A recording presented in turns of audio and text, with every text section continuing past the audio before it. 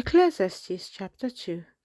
I said in my heart, come now, I will test you with mirth. Therefore enjoy pleasure. But surely this also was vanity. I said of laughter, madness, and of mirth, what does it accomplish?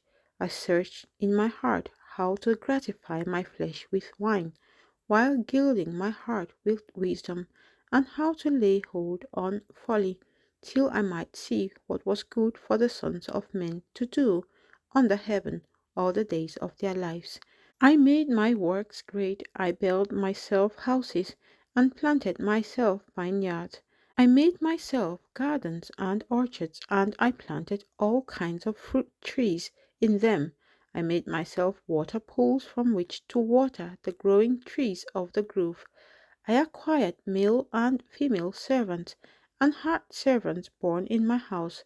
Yes, I had greater possessions of herds and flocks than all who were in Jerusalem before me.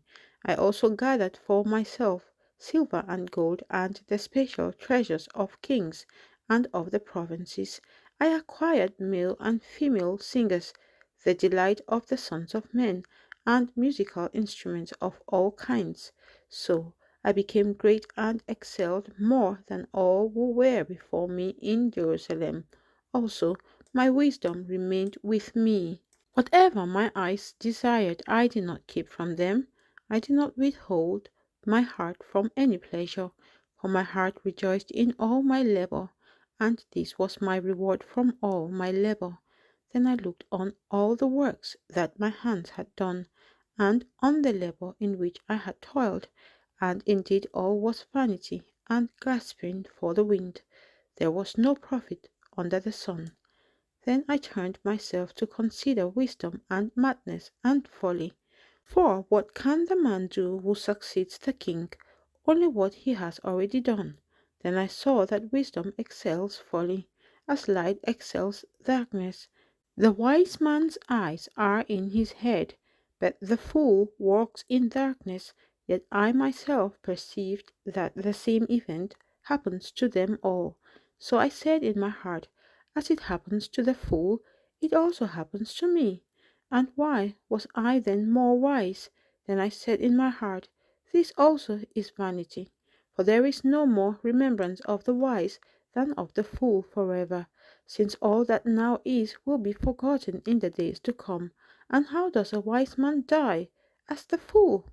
Therefore I hated life, because the work that was done under the sun was distressing to me, for all is vanity and grasping for the wind.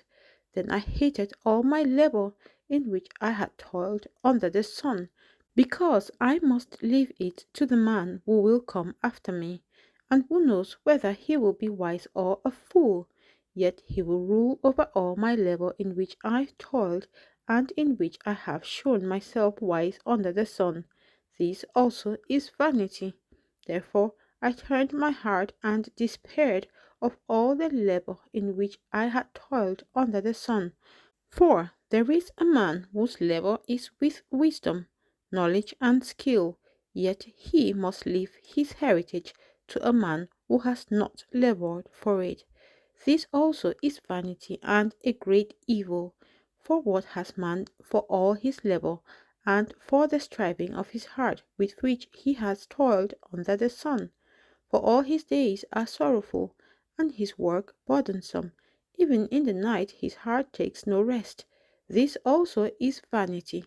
Nothing is better for a man than that he should eat and drink, and that his soul should enjoy good in his labor. This also I saw was from the hand of God. For who can eat or who can have enjoyment more than I?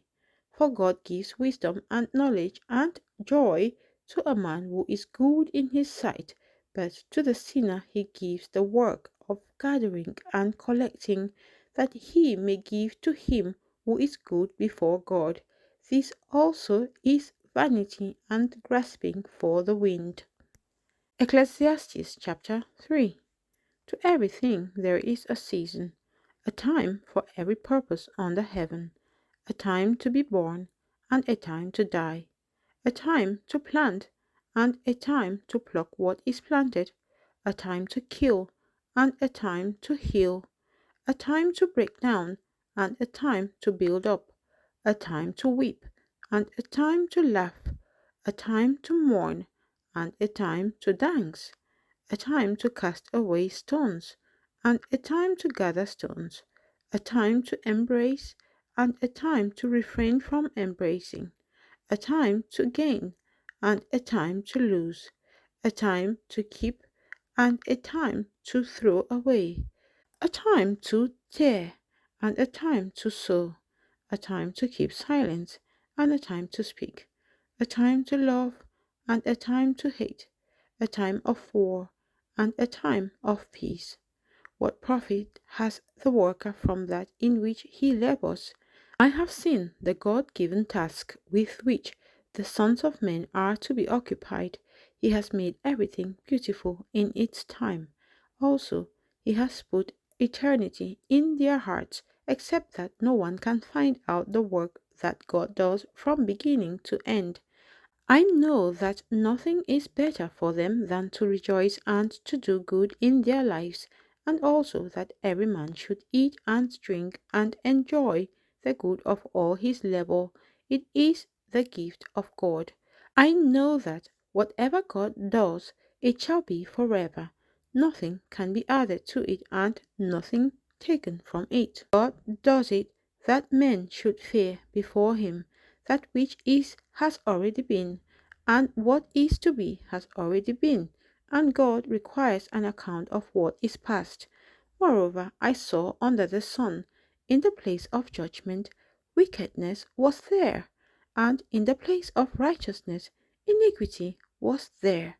I said in my heart, God shall judge the righteous and the wicked, for there is a time there for every purpose and for every work.